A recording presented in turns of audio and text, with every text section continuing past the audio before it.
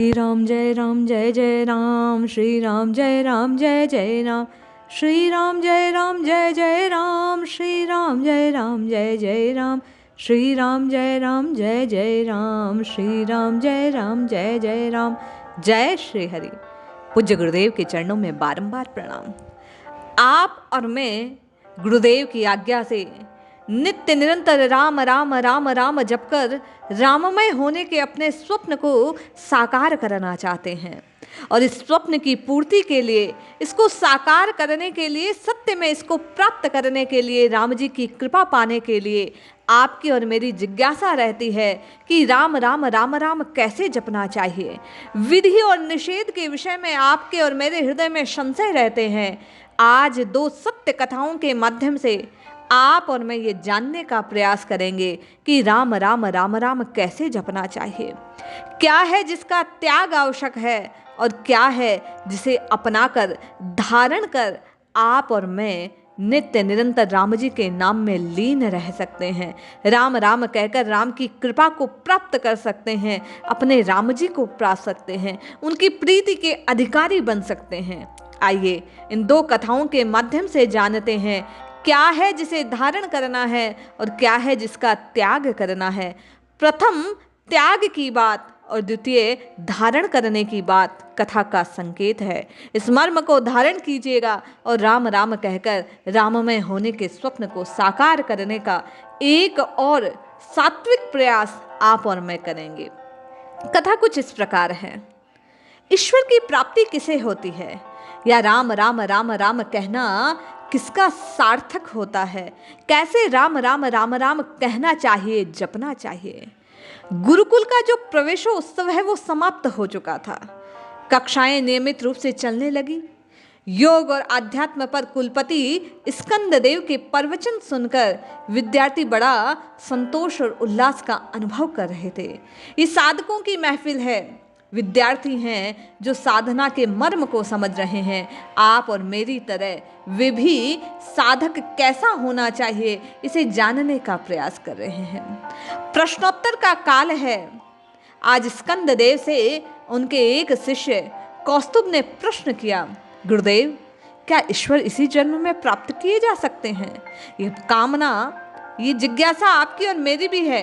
क्या इसी शरीर हम प्रभु को प्राप्त कर सकते हैं? कौस्तुभ ने भी गुरुदेव स्कंददेव से यही प्रश्न किया।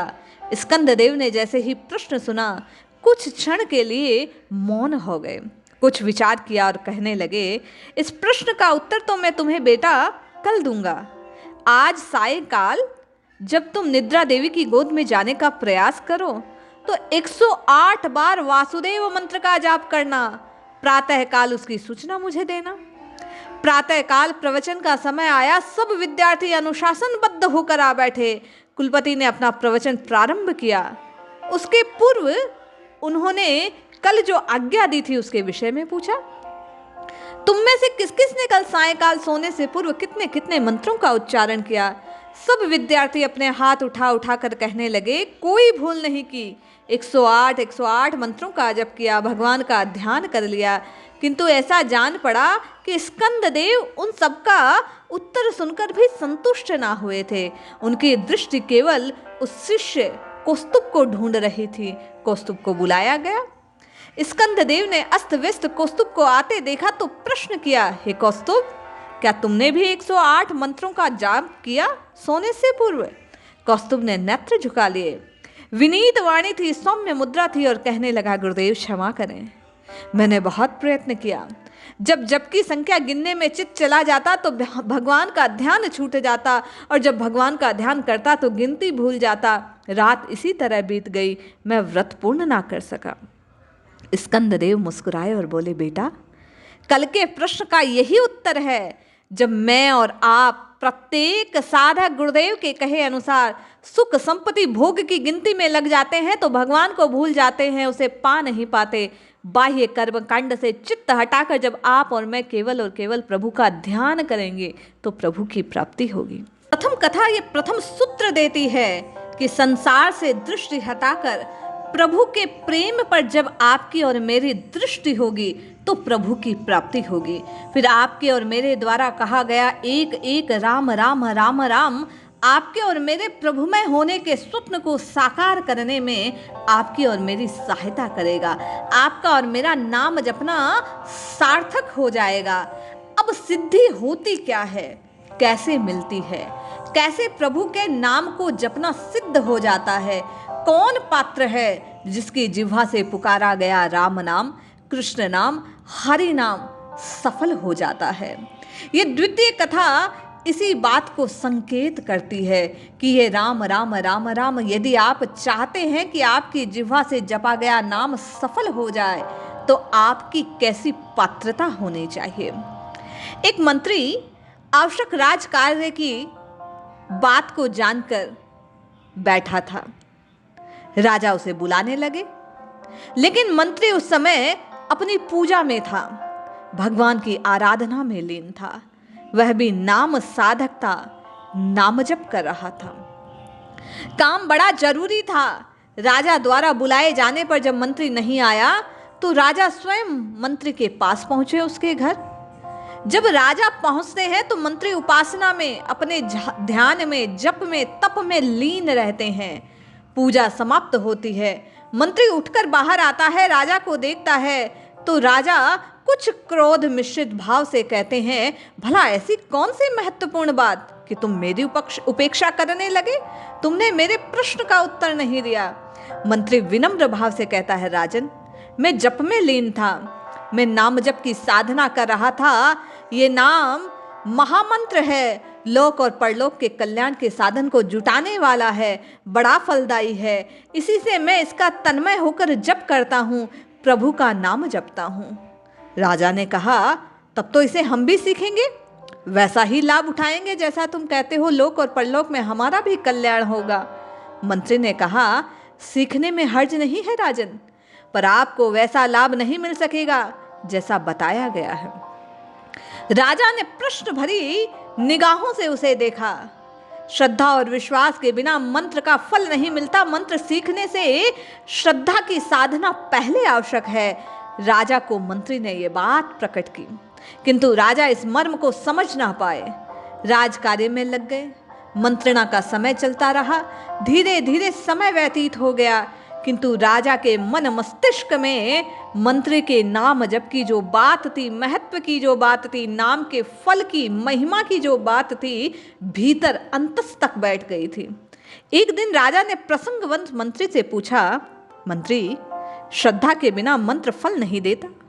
मंत्री फिर चुप हो गया। थोड़ी देर बाद एक कर्मचारी राजा और मंत्री के सामने से गुजर रहा था। मंत्री ने उस कर्मचारी को इशारा करके बुलाया और कहा, राजा के गाल पर एक चपत लगा दो। वह कर्मचारी मंत्री की बात को सुनकर सन्न रह गया। वह वैसा कैसे कर सकता था? मंत्री ने 2, 3, 4 बार कहा, पर वह कर्मचारी राजा पर हाथ नहीं उठा पाया, चुपचाप खड़ा रहा। मंत्री की इस असभ्यता को देखकर राजा को क्रोध आ गया। उसने कर्मचारी को आज्ञा दी, तुरंत मंत्री के गाल पर एक चपत लगाई जाए। कर्मचारी ने वैसा ही किया। राजा की आज्ञा का पालन करने के लिए उसने मंत्री के गाल पर 2-4 चपत लगा दी, जोरदार। मंत्री नम्रता पूर्वक हंसने लगा। राजन से कहने लगा, राजन, यही आपके प्रश्न का हल है। इस कर्मचारी ने मेरी बात नहीं मानी। आपके समान मैंने भी आज्ञा दी, लेकिन मैं अनाधिकारी था, इसलिए इसने मेरी आज्ञा की पूर्ति नहीं की।